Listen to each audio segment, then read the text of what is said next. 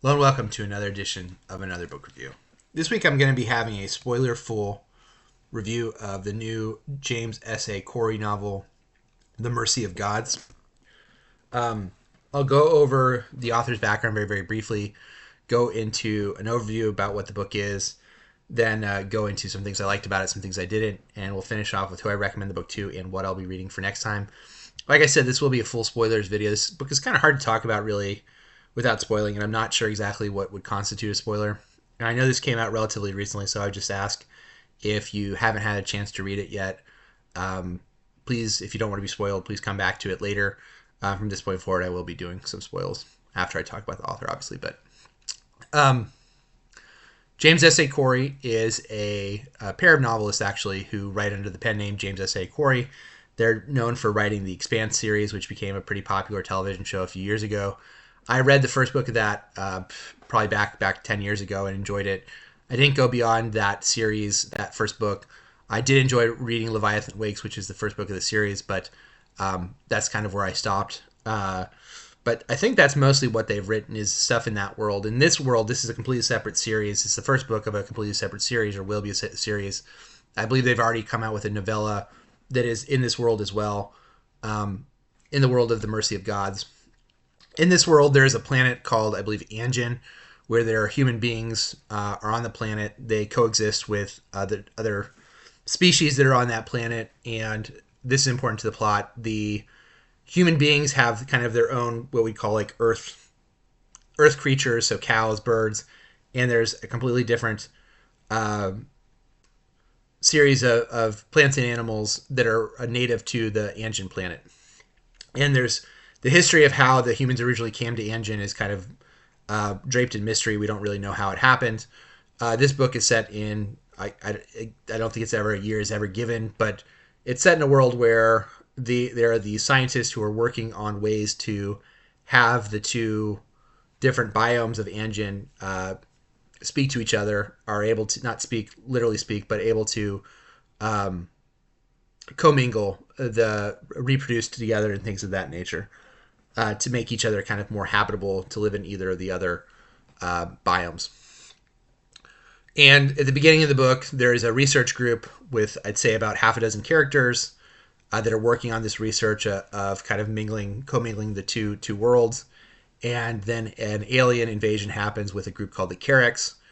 And we learn pretty quickly that the Carracks are a very, very powerful alien race, and they eliminate, I think it's 1/8 of the human beings on the planet of Anjin. And they take a series of prisoners in their ship, and they transport them to this world that's basically a prison. And for lack of a better word, it's a giant intergalactic prison. And our characters are these 6 research characters who are in this world. Some of them die along the way, but the bulk of the story is surrounding these 6, half a dozen or so characters in this research group. And the Carracks basically tell them, you need to, here are 2 alien species, you need to have this alien species eat this alien species. And if you're able to do that, that will please us, and you'll kind of rise up the ranks. And it's basically, they're in basically this intergalactic prison where they're competing against other groups. And I guess the first thing to say about that is, I just thought it was a really interesting premise. I think if you're kind of coming into these books, you're kind of expecting something like Independence Day, where all the human beings are going to get together and they're going to rise up and they're going to take on these aliens, in that story that we've kind of seen a few times before. And that doesn't happen in this book. There's no rising up. There's no resistance movement. It's basically the Carracks come in and wipe out whatever resistance is on Anjin to them, and they very quickly take over they roll over these prisoners, take up these human prisoners. There are other alien races that basically serve as their security too, which is pretty interesting. And that was another thing I think that the book does really well. Every alien group feels distinct and different on the ship.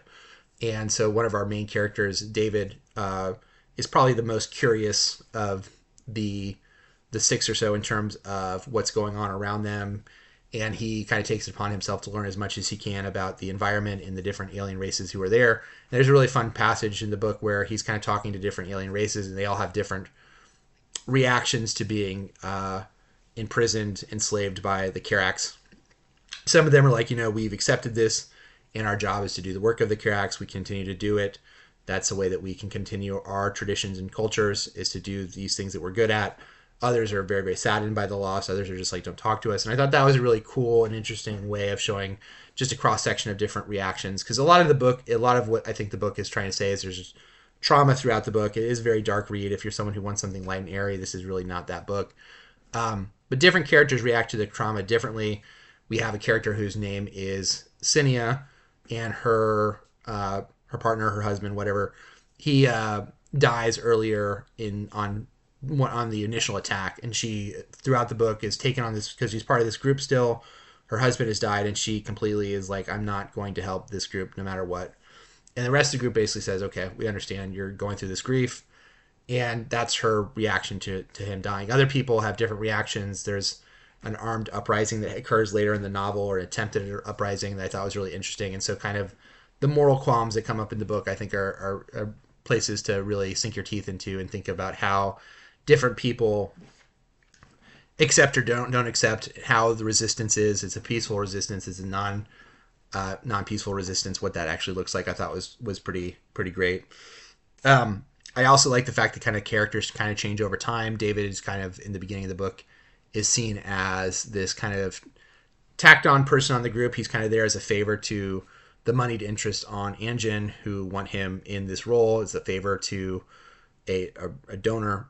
He basically gets added on as a lab assistant, and he becomes very, very useful as time goes on because his skills complement the skills of the group really, really well. You have a bunch of scientists who are very analytically minded and very driven to do the science, but maybe are not as curious about the outside world as he is, and he kind of becomes, over time, a different person. And you see that because there's a group that comes in during the second half of the novel, and they're like, David, and they're kind of, it's not something that the authors really shine a lantern on, but I thought that part of this the hierarchy in this group has now changed because David has skills that on Earth weren't really valuable, but are in this situation are very valuable, and he kind of rises up the ranks in terms of the hierarchy of this group, the status of the group, because he is the best person of this group at that. The book is very propulsive. I found myself flipping the pages. It's a quick read. I think the authors do some really interesting things as far as techniques. There's some flash forwards that kind of break up the chapters, and I think give you a little bit of a ray of hope because it is a pretty bleak book. And they have these kind of flash forwards to let you know that in the end, it may not be all that terrible. There may be a ray of light in this story, because there's a prison section. I'd say the ship section, when they're on this ship for like 6 weeks, that part of it goes on for quite a while, and that's probably the first quarter or so of the book is meeting the characters, putting them on getting attacked and putting them on the ship and all that stuff. The Kirax themselves, I think, are a really interesting take on an alien race. They have kind of a code. Their motto is "What is," and so basically they don't care about all these other alien races who are below them. Whatever they do to each other, they don't care. We kind of see that with the librarian character, who is executed not because he kind of didn't know that there was a rebellion brewing. It was because he had to be helped by the lower races of people, lower races of aliens. Excuse me. The humans had to help him in order to uncover this. And that was seen as a lethal violation of the Kirax code, and so he's killed because of that. And this kind of idea of them biologically changing, to like suit the needs of the overall race, I thought was really interesting. But they're also like the ultimate like no excuses. Used to see those buttons back in the day, the no excuses button. That's basically the Kirax in given form. But yeah, I thought that was interesting. I think we'll see obviously more of their society and their culture as time goes on, and they're kind of pitted against this other race that we know almost nothing about, which is the Swarm, who are the other intergalactic force out there. We have one character who's a representative of this group. I thought that character was interesting. It's kind of basically John Carpenter's The Thing, where he basically becomes different people, takes on their human form in order to gather information. He's something of a spy, and becoming attached to these characters over time and how that changes his decisions or its decisions. I thought that was kind of cool. I don't know if any of that really has driven that character to do different things. He kind of, at the end of the book, kind of sees David as a kindred spirit, and so you kind of get the sense that in future books they're going to kind of team up together in order to take on this race. I don't know if that would be my first impression of David if I was just I don't, they're like I said before, there are different characters who react to being in prison differently among the humans, and David is probably the most like practical in terms of what do we have to do to move forward, but he also is something of a cipher in terms of how what his actual feelings about this whole situation are. There are some characters who are having mental breakdowns. Tonner is a guy who kind of clearly is the lead of the group, the scientist, and he kind of dives into his work, and that's really how he deals with all this stuff. David doesn't seem to dive as hard, and he kind of seems to be a little bit more of a cipher or enigma about what he is trying to do. So I don't know if I think that's maybe more of a marriage of convenience, at least for now. We'll see what that looks like if people continue to read the series. Um, yeah, and that I guess I'll end the prose there. I also just enjoyed the fact that this was a way for them to this ending of the first book. I think is a really good place for them to have a bunch of different possibilities about what the future books are going to look like, and so I thought that was done really well. I think it was a good springboard for the future. Um, so it ends in a really strong place. You can read just this book by itself, and I think you'll have a satisfying story. But it also leaves it in a place where it clearly is trying to well, there'll clearly be sequels to this book. If there are issues with it, I thought that the pacing of the first 25% of it was a little weird. There's kind of this subplot of like palace intrigue about the group being broken up before they leave Anjin. I didn't really understand that, to be honest with you. Um, there's a character who's exiled who I believe is Dankar or Darkar. There's a Campar and a Darker, and there's a Sania and a Dania. So one of my it's usually a small qualm in this book. It started to irk me. The names of the characters were pretty close. Like Jellin and Jessen, I wasn't really that bothered by because they're both sibling characters, and I kind of understood that one's a male and one's a female pretty quickly. But the Darker and Campar and Sania and Dania, I'm like, because the characters are not so drawn so well, because there's quite a few of them. They're not drawn so well that you kind of instantly know the Sanias from the Danias, like personality wise, how they're different. Campar and Darkar, same thing. I kind of got them mixed up the entire time. Campar is a character who adds a little bit of levity to the book. He's kind of the character who's always joking, so I thought that was actually also useful to kind of brighten up the place a little bit. And some of the parts, some of the jokes he had actually were quite funny while reading it. But that character and the whole subplot of that character being exiled by Tonner, I didn't really fully understand. I'm sure that it was explained earlier in the book, and I just maybe went over it. But I think they could have done a little bit more to remind the audience of why this character is exiled, if that's the reason he's exiled. It also kind of begs the question of, would you, in a situation of a life and death situation where you're fighting against these other aliens, would you not accept all the help that you can get earlier? And so that was kind of cool in terms of the bringing him back into the group. I think they could have explained a little bit more why he was exiled in the first place. And then the characters kind of act in ways that I thought were kind of uneven. So Tonner is kind of put forward as this petty person who's very, very obviously intelligent. He's the leader, scientific leader of the group. And he has kind of a breakdown at Jessen after the Jessen and Alinea, I believe is her name, are attacked by I forget what they're called, the night creatures and the night cats or something. And it was just like a very illogical way to go about doing that. It didn't really make any sense given Jessen's situation. Like, Jessen's not a security guard. I don't know what she would have done if she had been there. And so that I thought was a little uneven. At the end, Tonner kind of almost gets himself killed, and that also felt a little uneven. And he also then doesn't seem to care that much about the relationship between David and Elsie to the degree that one would think that he would. So the pettiness kind of comes and goes. I do like that they had a character who was kind of petty and did stupid stuff, and I liked that kind of characterization. I just wish it had been a little bit more even.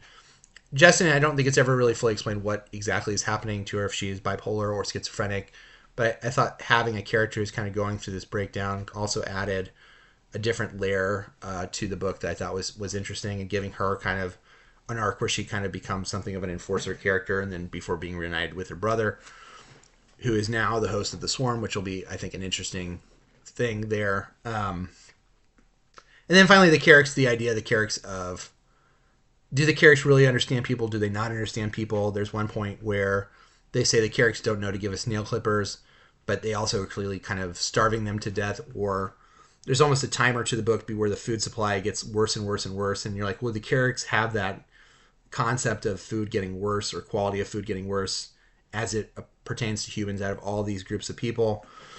You know, is it strange that the human beings adapt to this environment really, really well, whereas other creatures, they keep bringing up the night creatures or whatever, have low oxygen or high oxygen levels, and that causes them to be super violent. Those are small things, but those were things that I thought about that kind of irked me when I was reading the book. Um, but yeah, for the most part, I enjoyed the book. I'm just trying to see if there are any other notes.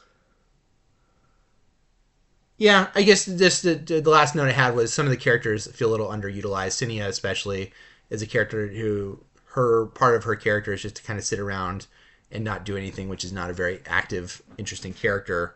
It's understandable given the situation that she's in, but it's also like, okay, could we have done anything else with this character while we had her? And then the Dankar and Kampar character, I think, are a little too close in terms of who does what and who is who and all that stuff. So, and Elsie, you realize kind of once Elsie leaves, that Elsie really hadn't done a whole lot either after kind of hooking up with David. And I thought the tension between the kind of I don't know if it's irony, but the fact the audience knows that Elsie is a member of the Swarm, or has been taken over by the Swarm, and is not really in control of her faculties, and that happened before she and David began dating. I thought, and David doesn't seem to know that. I thought that was also an interesting point of tension. Who would I recommend the book to? It's a dark book. There's, like I said, the first quarter of the book, they're in the ship for a long, long time. It's almost like a middle passage type thing where they're trapped in the ship. It's miserable. People are screaming. People are upset. They don't have lavatories to go to, and it's just a miserable, miserable time for the characters. And then for the rest of the book, they're in prison. So it's a dark book. If you're someone who doesn't like dark books, this is not the book for you. It's pretty dark. Like I said, there are some rays of light throughout the book, and I don't think it's as bad as, like, One Flew Over the Cuckoo's Nest or anything like that. But it's pretty bleak. There are people who are murdered. I don't think there's any like torture scenes, but there's a lot of death throughout the book, and some of it's pretty brutal. But I think it's well written, and I think it's propulsive. And if you like the author, obviously, I just wanted some sci-fi, and I think the sci-fi elements are done really well. It's obvious it's not hard sci-fi or anything, but I like the idea of these kind of different alien races being very, very unique and having different perspective on this that I hadn't really seen before in a science fiction novel, in terms of being, basically enslaved by this other race and having to go along with being oppressed, and what do you do with that, and what is the moral and ethical way to handle that. Is it morally more correct for you to submit and do the work that needs to be done? Should you be fighting other groups and prisoners in order to get your work done? I think the book sidesteps that a little bit by having the night creatures be essentially tortured due to the high oxygen atmosphere. But I thought there were a lot of morally interesting things you can kind of bite into, and there's enough interesting characters and stuff that's going on that you may like it. The characters themselves, I think, are all pretty human. So many of them are either unlikable or kind of thinly drawn. Kampar doesn't have a whole bunch to him other than he's the guy who jokes a lot, and then some of them die before you even get to that level of detail. So your mileage may vary by that. If you're someone who really likes detailed characters and seeing what they're going through, a lot of the characters feel pretty one note, and there's a lot of them. So if you wanted something that was a little bit more deep on the character side, there maybe not as much for you here. I didn't really mind that. I enjoyed the plot. I felt myself driven by the mysteries of the story and kind of the timer that was on the book. Timer was kind of placed on the characters due to their mission. So that to me was entertaining enough, and your mileage may vary on that. So that was The Mercy of Gods, James S.A. Corey. Next time I'm going to be reading Dear Committee Members by Julie Schumacher. Until next time, please, if you haven't, subscribe to the channel. If you enjoyed this video, please hit the like button. Until next time, I'll leave my Twitter link below too if you want to follow me there. Until next time, bye.